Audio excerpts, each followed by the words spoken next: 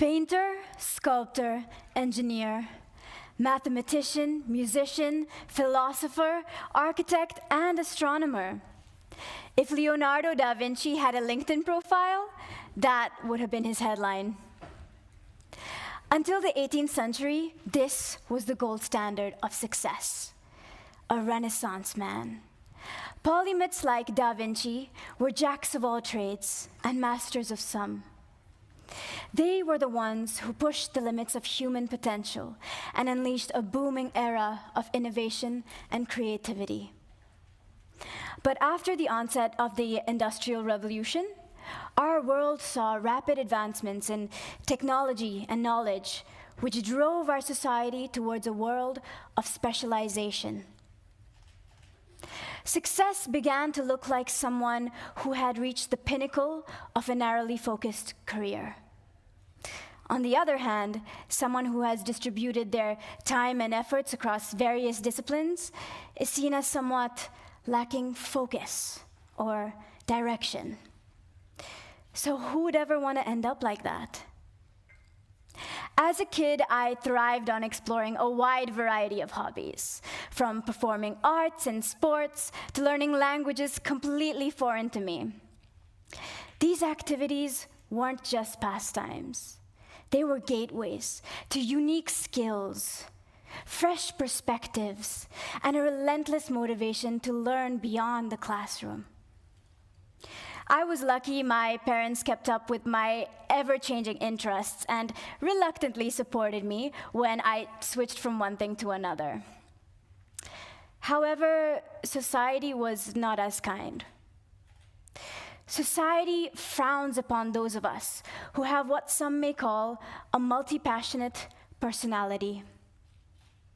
Our schools are not designed to nurture the abilities of kids with a plethora of interests and 5 different career plans in mind. Sure, having 1 or 2 hobbies is acceptable, commendable even, but only if they benefit your college applications. Dare to embrace more, and you risk being labeled as utterly distracted or just plain indecisive. I remember in high school, I really wanted to study humanities, commerce, and the sciences altogether. But in my school's particular curriculum, that wasn't really allowed. Most students stuck to one stream of study. That was the norm. Well, I wanted to embrace my multiple academic interests. So I went to one of my teachers to ask her if they could make an exception for me. She was one of the nicer teachers, so I knew she'd respond well and support me. I went to her and asked her with great sincerity and hope, and asked, "Ma'am, can I please study these 3 streams together? I don't think I can choose between economics, physics, and history, even psychology. These are all my passions." I fully expected her to give me a very positive response. Something like, "Yes, Triya, yes you can, I support you." Instead of hyping me up, she just laughed. And in an effort to gently discourage me from persisting in this regard, she pulled out my report card and pointed at my very mediocre grades at the time. And she said, "Triya, if you're going to pursue a million things at once, you are never going to succeed." I did not expect her to say that. But is she wrong? Is she? In our world, if you're not a specialist early on, most employers won't even look at your application because what else could you possibly have to offer? So I can't reprimand her for that, right? You're expected to know what you want to do for the rest of your life by the ripe age of 15. And if you haven't figured it out by then, you're not expected to succeed. But how does that make any sense? Some of us may live to be 100, and yet society still expects us to pick and stick to a single path when we've barely experienced what else life has to offer. I strongly believe that only when we have seen and experienced the world to its fullest can we actually create the powerful ideas to change it. Lucky for 15-year-old me, I never listened to what the adults told me. So I persisted in pursuing my multiple passions and eventually became good at some.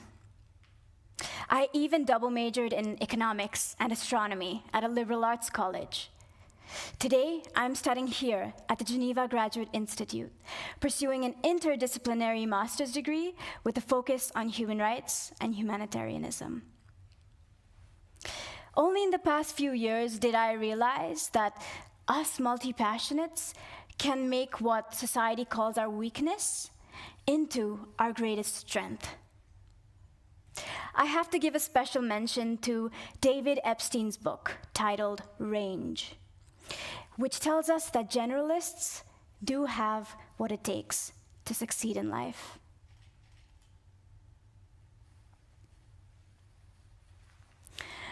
The world we've grown up in doesn't cater to people like us.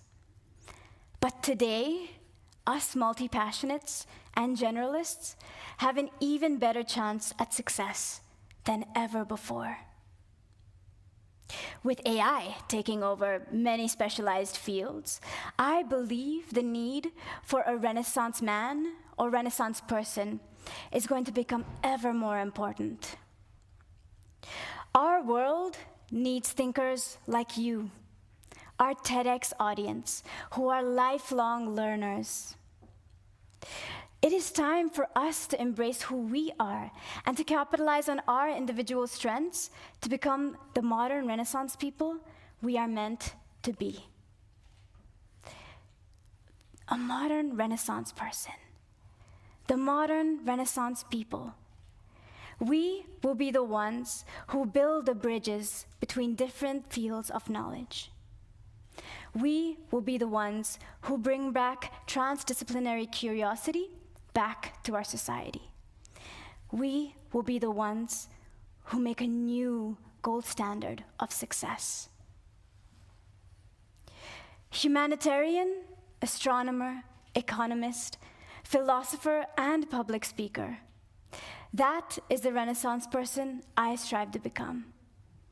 And now I ask you, who will you dare to be?